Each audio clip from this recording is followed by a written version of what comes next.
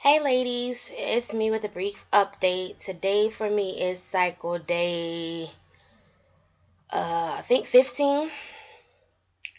Yeah, cycle day 15, which makes me 3DPO. I really haven't been having any symptoms or anything like that. The only thing that I have noticed is that I have a lot of bloating and just discomfort in my lower stomach. Um, that's about it.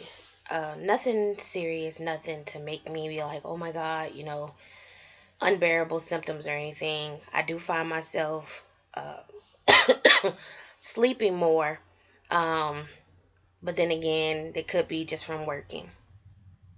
Um, prior, let's see, I did put up a snippet of a video when I did my ultrasound. I'm sorry, it's gonna be a lot of movement. When I did my ultrasound on cycle day 12, which was Thursday. Um, when we got to the appointment Thursday morning at 7:15, we waited for about maybe 15-20 minutes before being seen. Got into the examination room, was told to disrobe from my waist down and to provide a urine sample. I did that. I was more so excited and anxious to see exactly if my body had responded to the Clomid well, if I was actually ovulating, and not just a false LH surge, being that I have PCOS. Okay, after I disrobed and provided the sample, I waited maybe another 10 minutes for him to um, come in there to do the ultrasound. Um, with him, there was, I guess you can call her a sonographer or a student that did the transvaginal ultrasound. They took several pictures. There was no talking, there was no questions asked. It was very quiet, very quick. Um, After the ultrasound, I got dressed, went back out in the waiting room, and waited for about another 10 minutes. While waiting, he had the pictures that were taken, and he was examining them with a colleague of his to verify exactly what was seen. Once he was confident in what he seen on the images, he called me and my wife back to the office. When he called us back to the office, he verified that I was indeed ovulating or getting ready to ovulate within the next 24 hours. Um, I did do an insemination at home on cycle days 11 and 12. I did not do one for 13 because I tested on cycle day 13 and had a blank smiley face on my OPK.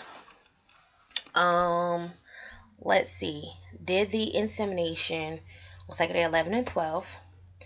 Um, let's see. He said that he's seen 3 eggs that were going to be released. So he said there was a 7% chance of triplets, 26% chance of twins, or a singleton. So all in all, he said there was like a 33% chance of me becoming pregnant this cycle. Um, he kept warning me about the 3 eggs and wanted to make sure that I was confident in doing inseminations per se, um, knowing that that was a risk. Me personally, I'm grateful and thankful for anything that God will bless us with. So that was not an issue. Okay. I ended up ovulating. It was about late. It's about 11, 10, 11-ish, right after work. Um, Very strong ovulation. I could feel it on both sides. It kind of felt like a Charlie horse in my lower stomach. The stomach was very tender. I, I wanted to put pressure on there just to keep the achiness down, but I did kind of go to sleep on it, not anything serious. Um, let's see, the ovulation pains did last for about 2 days. With ovulation, prior to ovulation, I did have an abundance of egg white cervical mucus. I was still spotting on and off from the HSG. And notice when we did the inseminations, my cervix was very tender. Um, because we did use just soft cups. Um, with the soft cups, my wife, with the sample being in the soft cup, my wife inserted the soft cup. Once the soft cup was inserted in the correct position, she took her hand, she had gloves on. She took her hand and made sure she smushed the soft cup flat around the cervix to coat the cervix with the sample. That wasn't painful or anything. That it was more uncomfortable because I was just like, oh my God, it's so sore, so tender from the HSG. Let's see. After that, I mean, really nothing else. I noticed that I feel more bloated than anything else. I find myself uh, going to the bathroom a lot. I guess because I'm drinking more water. I try to at least drink 6 bottles of water a day. I know it should be more, but being that I work in a mental hospital, we don't get frequent bathroom breaks. So to drink that much water in a day is fairly good for me. I still take my metformin. I take 2,000 milligrams once a day, which are 4 small 500 milligram pills. Let's see. I don't take nothing else. Before ovulation, I did I did have the flu.